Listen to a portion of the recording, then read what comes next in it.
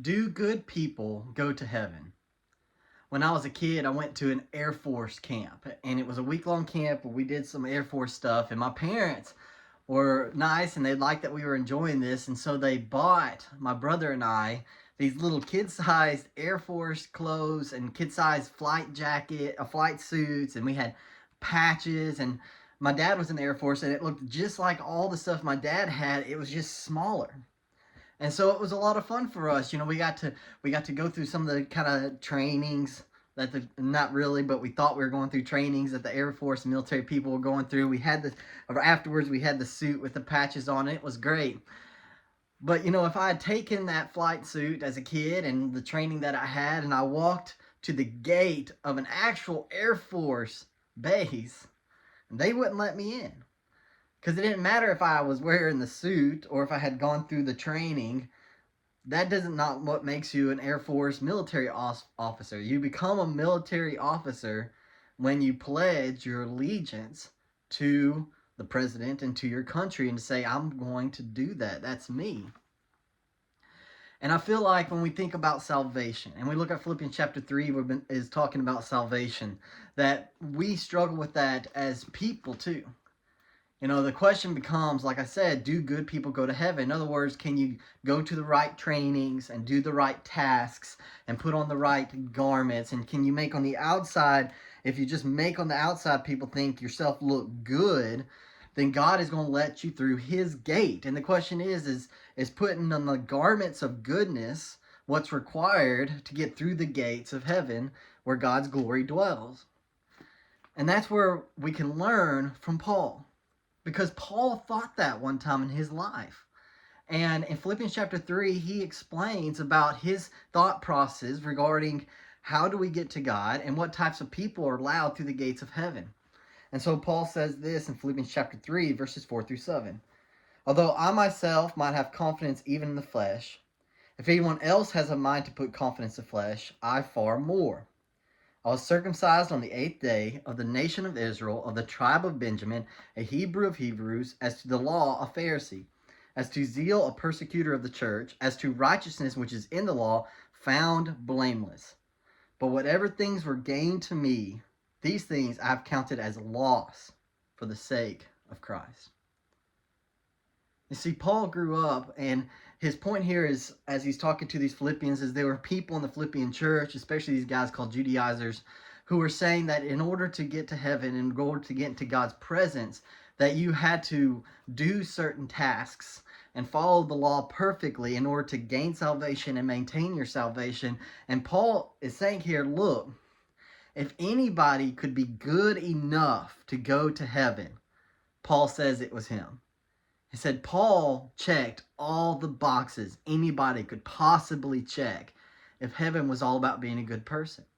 Paul says that his background was perfect. He says he was circumcised on the 8th day, which means his family was religious and his family went to church and did all the religious things. He says he was of the nation of Israel. So even the community and the larger broadness, and we would say like America was a religious country. He says he was of the tribe of Benjamin, so his immediate community, his own tribe, was a highly religious and faithful tribe. And so he says, I'm of this very faithful tribe. He says, I was a Hebrew of Hebrews. In other words, by the standard of somebody's background, there was nobody who has a better background in order to get to heaven than Paul. He fit everything perfectly. But not only was Paul's background good and perfect, but even Paul's deeds were good. And he checked all the check boxes he needed for his deeds to be good. He says regarding the law, he was a Pharisee. A Pharisee were the strictest, most minute group of Jews who followed the law as best as they could to the T, and even created traditions to help them make sure that they followed the law perfectly. He said that was a Pharisee when it came to following the law.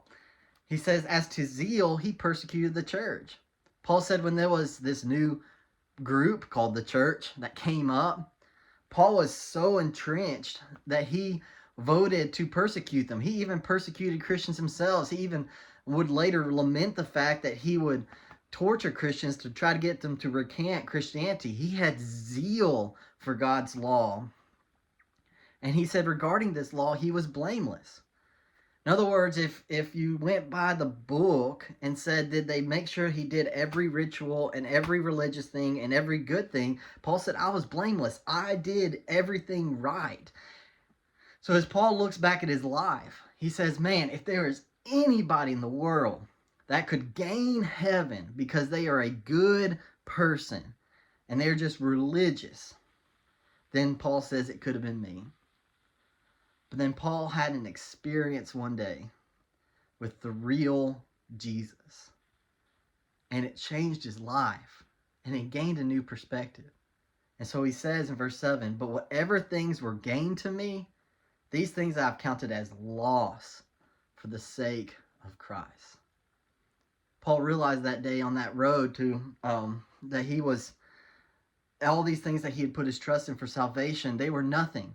He says he counted them as loss. In other words, this word loss means to be damaged or to be useless or to be forfeit, to be something that to be thrown away because it's not beneficial. He says, I worked my whole life. I relied so much on my family and my upbringing and my background. I worked my whole life in the good things. And then I met Jesus and I counted everything I'd ever done as willingness to throw it away. So, because I realized the importance of simply grasping Jesus. Paul threw away his whole life and he counted it as lost for Jesus. And that's what we got to learn from this today. Do good people go to heaven?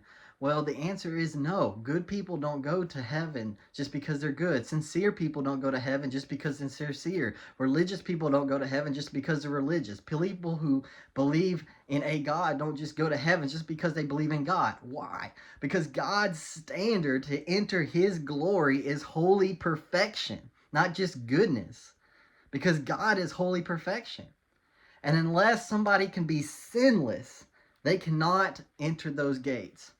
They just left standing out like I would be as a kid standing outside an Air Force base. So what do we have to do? What do you have to do? Genuine salvation comes when you rely on Christ instead of your own self-righteousness. You have to realize that as good things are, as good as sometimes religious rituals are, they are loss when it comes to salvation. You know, Jesus tells a parable in the book of Matthew about how there's two gates that people can walk through, and one gate is super wide and super tall, and you can take anything you want through that gate. You can bring any luggage you want, you can bring your backpack, you can bring your cart, you could drive your whole car essentially through that gate. You can count everything you've gained in this life as something you could walk through that gate. But the problem is that gate leads to hell. But Jesus says there is a gate to heaven, and it's small and narrow. And the word that Jesus moves there inside that passage implies that it's something that takes considerable effort because it's such a squeeze. In other words, to get through the gate of heaven, you have to take off your backpack. You have to get rid of your luggage. You have to strip everything that you're hoping you can carry with you into heaven. And you have to rely totally on Christ to go through that gate. And so the question becomes, what are you relying on in order to enter heaven? If you're listening today and you've been your whole life thinking that, I've been a good enough person or I've been a good enough Christian, that I hope that I've done what I'm right so that God will let me into heaven, get the assurance today that you can know that it's not about doing the right things. It's about placing your faith in Jesus. And maybe you need to be like Paul and say, I'm going to count all these things as loss regarding my salvation if it means that I could gain Christ. And as believers too, it means even once we accept Christ, then we need to realize that our salvation is by Christ, and our keeping our salvation is by Christ, and our life is by Christ.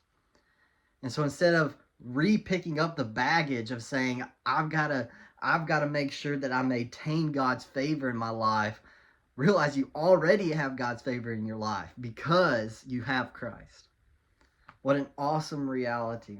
And if you need to place your faith in Jesus and to surrender, like Paul said, to Jesus Christ alone instead of relying on your good self, hit your like button comment below or message me. I'd love to talk to you.